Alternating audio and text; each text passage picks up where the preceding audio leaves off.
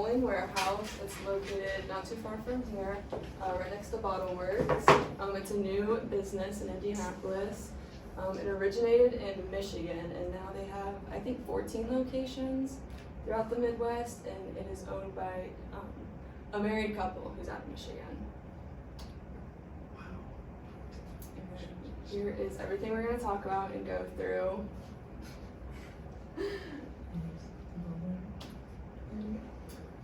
So when we first met with Megan and the Fowling Warehouse, they did not have a vision statement. The Fowling Warehouse in general, like as an entire entity, doesn't have a vision statement, but even more specifically, Indianapolis doesn't. So they gave us the liberty to draft one for them, and this is what we came up with. So the Fowling Warehouse aims to be an establishment for business teams, families, and friends alike to enjoy a sport combining two of America's favorites, football and bowling. Located just a short walk from the Bottle Works district in Mass Ave, Indy's Fowling Warehouse is a fantastic way to spend $12. And even though Fowling is a challenge, the playing field is level for everyone. Bring your own food, grab a local draft at our bar, and in our experience, we'll keep you coming back for more. We really wanted to highlight,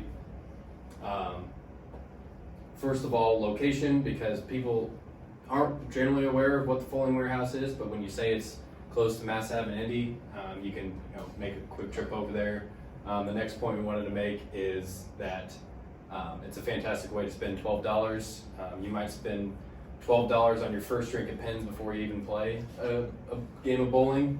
And then it's for everyone. Everyone can throw the football, and even if you played football in college, it's still very hard, very frustrating when you don't hit it. So that is the vision statement we came up with. Okay, so next is the problem we're trying to solve. When we talked to Megan, the co-owner, she basically told us that their main attraction is to businesses. They really wanted to reach out to like business team events, and that way they could get recurring customers, based off if they wanted to bring their family, or if they're like 20-somethings, 30-somethings, they can bring their friends. So we're solving a general awareness campaign, and like I said, attract more businesses, inviting more local indie businesses, kind of building that community engagement, maybe with some charitable organizations or philanthropic organizations, to also maybe bring in some media coverage. And then Michelle will talk about social media, but their social media plan definitely needs some improvement. They have a social media contract with someone. Michelle will talk about it more, but improving the social media is definitely a goal that we came up with, and they were definitely supportive of it. And then, like I said, goals and objectives: increase awareness in Indianapolis area. Okay. And then increase social media followers and gain new customers. Okay, so just kind of a overview of the tactics here. So obviously social media, and then there's some ideas for some community events that we've got with some traditional and some additional marketing tactics. Okay, so for the social media tactics here, for kind of their owned, I grouped owned and shared together as so their owned channels. Just continue to post, and they do a good job at posting on these channels. Just as far as this is taken from their Facebook and their Facebook page here on the left, and Instagram post. So that was the post geared towards bringing a company and booking a company party. So continue with that, as well as here is an example of, so encourage customers to share experiences on social media through branded hashtags. So that can be a way of kind of a free social media boost by your customers. So using branded hashtags here like Fowling Warehouse Indy to kind of encourage customers to promote. And so another idea as part of this, you may have people do that on their own, but encourage those customers that come in the door to post that to, if you can do kind of a, give away a free game or a food or drink or something, that they could be more motivated to do that. And then additionally, paid, so this is an example of a post I think that was promoted. So increasing exposure by not only posting on your own social media, but actually promoting those posts through paid social media channels, targeting specific audiences, in regions. And so it looked like they had a pretty decent amount of followers on Facebook. I think it was like 8,000 specifically for the Indy location. On Instagram, I think it was about 3,500. It looked like they had an account on LinkedIn, but not really used. So that could be a way if they wanted to kind of boost that up so they could promote that more to kind of the corporate people looking to host events. I see a lot of people that are posting their team events on LinkedIn and things like that they could utilize that channel more. And then additionally purchase some ads on some targeted social media as well. And just on this note, like you can see the caption, this is, it says in town for the college football playoff.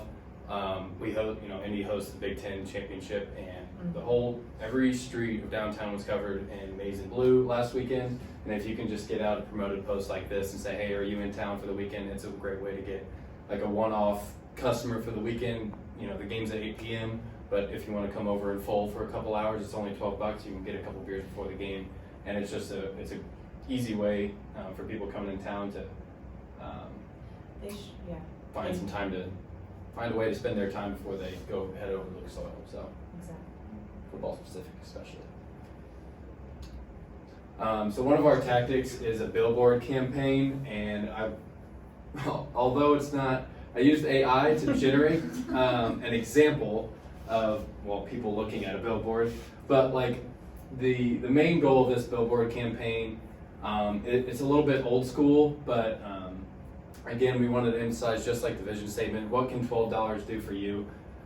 So there's a picture here of like people fighting and arguing with a bartender trying to get one beer, or you can be Fowling at a pretty huge warehouse, and you can get a drink in a minute, and then you can fold as long as you want, as well as other comparisons on the billboard. I think you can say like compared to a round of golf, it's going to be extremely cheaper than a round of golf, or like I mentioned earlier, pins. You're going to pay $12 basically just to get in the door, but you can fold all you want just for $12. So a simple billboard campaign, and we looked it up, and Katie will talk about it in the budget, but it's not too expensive. Another campaign, another tactic idea I thought of, the Indy signs downtown where everybody can stand on the I. Just a big display like that. We looked up the permits, and again, those aren't very expensive either. I found this image from Landmark Creations. They do these sort of large bowling pin displays, and having this with a permit, maybe on like Monument Circle with a branded QR code, or the Fowling Warehouse logo on front, and you have that out. For example, like a weekend where the Big Ten championship's in town, and they're like, oh, what's the big bowling pin doing in the middle of Monument Circle? They do the QR code, and it can take them, from Monument Circle to Fowling, it's probably a little bit longer walk. But from Mass Ave to Fowling, it's probably only a 10-minute walk. So having a really big, bowling pin display, it's a little different of a tactic, but if you're seeing one of those walking down the street, you're gonna notice it. So it's just a unique way to get people's attention and raise awareness about the Fowling Warehouse. And one sort of loophole tactic that I came up with is inviting local PR agencies to the Fowling Warehouse. So if you give them maybe a discounted rate, Ditto PR, for example, goes to Indy Screen Park and then posts about it on LinkedIn, and that is going to get more exposure to similar businesses, and so you don't have to pay people to come there. Maybe offer just that discounted rate, and then it's like a free exposure to the people that you're already trying to get in, like business teams and things of that nature. So I think it really just speaks for itself. You don't have to pay for media coverage or pay for an ad. It's just a unique way and a little bit more personal way. And then another benefit to that is you get more recurring customers, because since that's one of the ways that they are trying to gain customers is by inviting the businesses, and then the people who come there are going to bring their families and friends next time they come.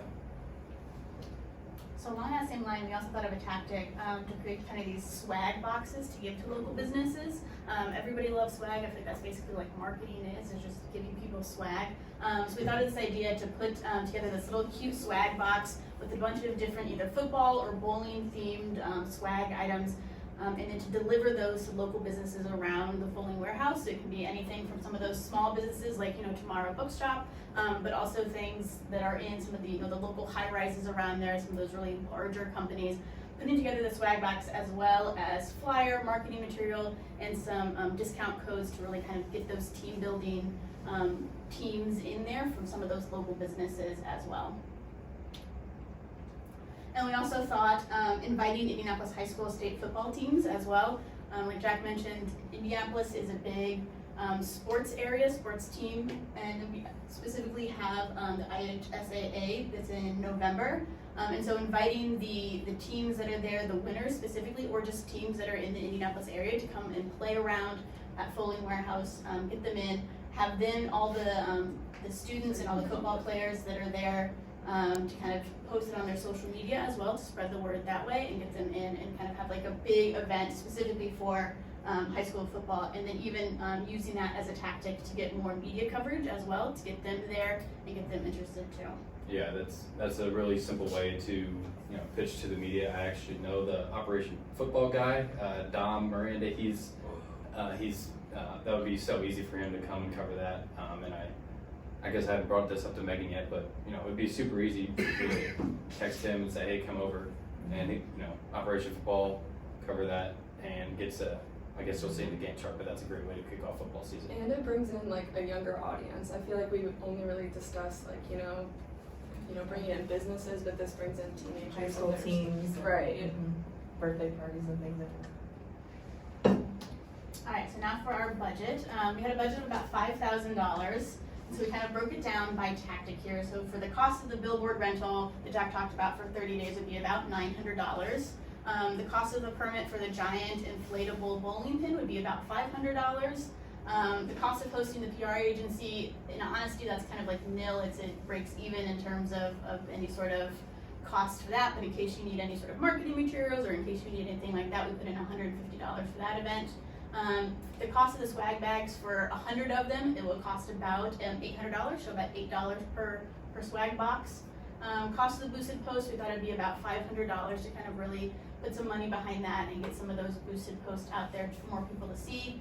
We've put about $1,000 behind the cost of the pay-per-click social ads to really kind of get those out of their own social reach that they currently have, get those out across the Indy market and really get some more people involved in Fowling. Cost of hosting the football championship events, we thought it'd be about $250, because if you're going to have more people, you need more staffing there, you need more marketing materials, you need some more stuff to be able to get that up off the ground. We put in here a little bit of staff expenses for all of these tactics. Not all these things come for free, and so we wanted to make sure that there's some money in there for staffing as well. And just miscellaneous expenses, you never know like what's going to pop up if some things might be a little bit more expensive. If some of these, pay-per-click social ads have a little bit more clicks that month, you need a little bit more money. So we have put in a little bit of padding or just in case you need some extra money there. But it all came out to $5,000 exactly. All right, for our Gantt chart overview, social media ads, you can do this whenever we, would like to space that out throughout the entire campaign. The billboard display, I put these numbers at the bottom because they said their busy season was at the beginning of the summer, so I anticipate a bowling display in mid-April going into the summer for a month into that. And then once you take that down, you put the big bowling pin up for another couple weeks or a month. And then after that's gained some traction, you invite PR agencies. You can honestly do this throughout the entire thing as well, but I thought that would be a nice way to supplement the gradual progression of our tactics. So inviting the PR agencies and getting them to come, and not just Ditto, of course, you can invite, there's a lot of independent niche boutique PR advertising agencies in the Indianapolis area. And then naturally inviting the high school football teams if you want to invite the teams after their camp. I guess mid-July is kind of their moratorium, but if you want to invite them towards the end of their camp and then towards the end of the campaign, getting all, if their families see that their sons just got invited, they'll, can organize a, high school outing there, and that's just a great way to wrap up our campaign. And then just a slide here on some of the evaluation and recommendation tactics. So grouping kind of the social media stuff together, really that's just gonna be using some tools to kind of monitor the views, maybe looking at that monthly, looking at just kind of the analytics. So either the analytics and then like the call to action of are they actually coming in the door and signing up to play, and then obviously the billboard as well. We were gonna have a QR code on the billboard, so just getting them, when we say website visits, so if they're, going onto the website with using the QR code. And then, are they actually coming in the door as new customers?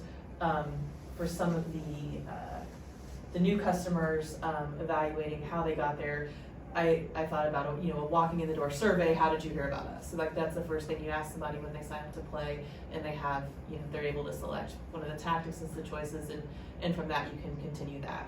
Sorry, you have anything to add, Richard? If I No, I really don't. Yeah, so just in the in-person events, just is the community engagement there, and then obviously, are they coming in the door finally as a new customer? Yeah, surveys at the door. And how and what's getting them in the door, and is that was something you want to continue? Surveys at the door, surveys as you walk out the door, so you can analyze this, just like we talked about in our flash talks. Surveys are important. If you just do a survey at the end of the campaign, you can't really see how it started. So it's being able to see the jump from when they first came in, then you get a survey towards the end of the campaign, and you can see how the Fowling Warehouse has grown.